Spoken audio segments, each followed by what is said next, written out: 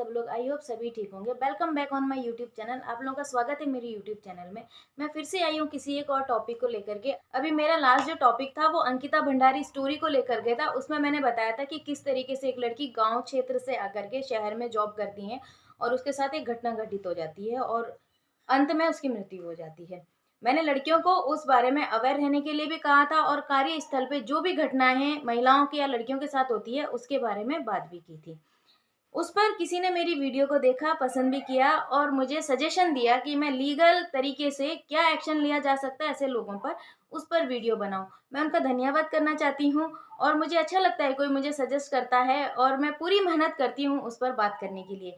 वैसे इस टॉपिक पर मैंने पहले भी वीडियो बनाई है, लेकिन सिर्फ उनकी डिमांड पर मैं दोबारा से ये वीडियो बना रही हूँ। तो चलिए शुरू करते हैं आज का टॉपिक। जैसे कोई भी महिला किसी जगह पे काम करती हैं, उनके साथ किसी भी तरीके की छेड़छाड़ होती है, वो चाहे इशारों से की हुई हो या कोई ऐसी वस्तु दिखा दी हो जिससे कि एक सेक्सुअल हैरेसमेंट की तरफ वो बात जाती है, या फिर गलत जगह पे टच किया जा रहा हो, जो वो महिला नहीं चाहती है, उसे ऐसा कमेंट किया जा रहा हो जिससे कि उसको लग रहा है कि वो मेरी तरफ इस तरीके से उनकी नज़र जो है वो गलत है। इस तरीके की कोई भी हरकत किसी महिला के साथ होती है तो वहाँ पर आती है धारा 509 आईपीसी। आप लीगली 509 के तहत उस पर एक्शन ले सकते हैं। उसमें साफ लिखा हुआ है, ये आप देख सकते हैं, शब्द, अंग विक्षेप या कार्य जो किसी स्त्री की लज्जा का अनादर के लिए आशहित है। इस धारा में अगर कोई इस तरीके की हरकत कार्यस्थल पर करता है तो उस व्यक्ति को जो ये हरकत करता है उस पे 3 साल तक की सजा और जुर्माने से दंडित किया जा सकता है। लेकिन बात आती है इसमें कि शिकायत कौन करे।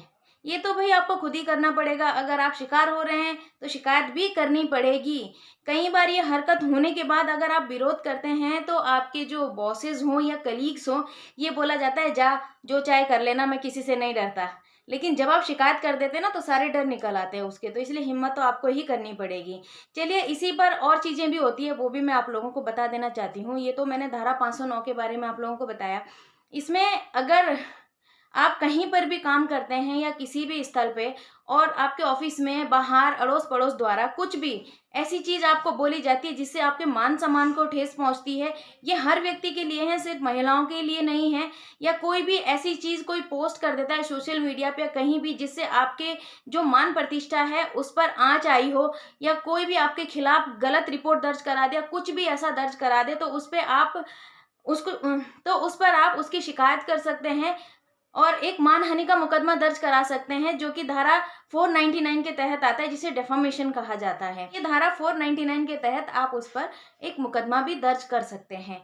अब आता है, कई बार बोलते हैं लोग कि हमारा झगड़ा हुआ था, हमारी महिलाओं के साथ ये सब हुआ, तो उसमें कई बार आप लोगों ने सुना होगा धारा 354 354 धारा 354 जो है वो स्त्री लज्जा भंग, जो कि मतलब एक आपराधिक बल के इरादे से आप पर हमला किया जाता है, उसको धारा 354 कहा जाता है। धारा 354 के कई पार्ट है, जैसे धारा 354 ए बी सी डी इस तरीके से हैं। इसके बारे में मैं विस्तार में किसी और वीडियो में बताऊंगी। मैंने ये शॉर्ट में आपको इसलिए बता दिया क्योंकि कई बार ये होता है कि महिलाओं के साथ जरूरी नहीं कि कार्यस्थल पे ही छेड़खानी हो रही हो, कहीं पर भी किसी व्यक्ति द्वारा किसी महिला पे एक आपराधिक बल होता है और उसको छेड़ने के इरादे से होता है। स्त्री लज्जा भंग यानी कि कुछ भी ऐसी हरकत कर दी हो, हमें कहीं भी ऐसी जगह से टच कर दिया या कुछ भी इस तरीके की, कोई भी पुरुष अगर किसी स्त्री के साथ हरकत करे तो उस पर धारा 354 लगती है। उसमें ऐसा करने वाले व्यक्ति पर 1 से 5 साल तक की सजा और जुर्माने से दंडित किया जा सकता है।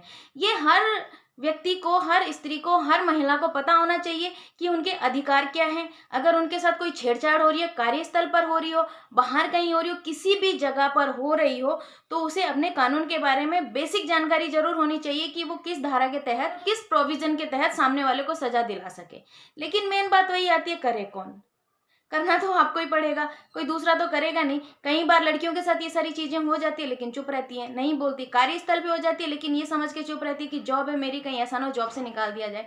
नौकरियां बहुत मिल जाएंगी लेकिन इज्जत नहीं मिलेंगी। तो खुद से इन चीजों को बढ़ावा ना दे। इस तरीके से अगर आप एक को बढ़ावा देती हैं तो बाकी लड़कियों के लिए भी बहुत बुरा है। और आप अगर चुप रहती हैं तो और लड़कियों के साथ भी ये होता जाएगा, सामने वाला कभी रुकेगा नहीं, क्योंकि उसे किसी का डर नहीं है। डराना आपको है, बोलना भी आपको है। तो आज मैंने ये बेसिक जानकारी आप लोगों को दे दी है कि किन धाराओं के अंतर्गत आप मुकदमा दर्ज करवा सकती हैं। धारा 509, 499 डेफामेशन, 354 स्त्री लज्जा भंग, इन चीज़ों को आप ध्यान में रखिएगा। बाकी विस्तार में मैं फिर आऊँगी किसी और टॉपिक पे, और धारा 354 के जितने भी पार्ट्स हैं वो सारे मैं बताऊंगी नेक्स्ट वीडियो में। आज के लिए सिर्फ इतना ही। Thank you so much.